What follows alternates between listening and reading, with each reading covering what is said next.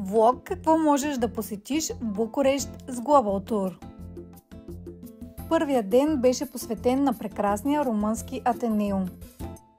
Националният музей на изкуството с няколко красиви галерии.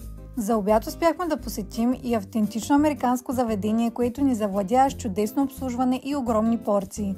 Продължихме с дълга разходка по градските улици и невероятно вкусна храна за вечеря. Вторият ден се насочихме към единствения по рода си кралски парламент с уникална архитектура. Ще имате достатъчно време да го разгледате.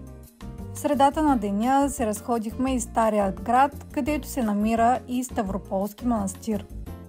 Посетихме ресторант с традиционна румънска кухня и успях да пия много вкусен френски горещ шоколад в Гранд Кафе Ван Гог, което не трябва да пропускате.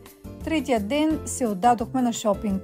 Разгледайте предложенията в сайта на Global Tour, за да изберете точната екскурзия или почивка за вас в Букурещ.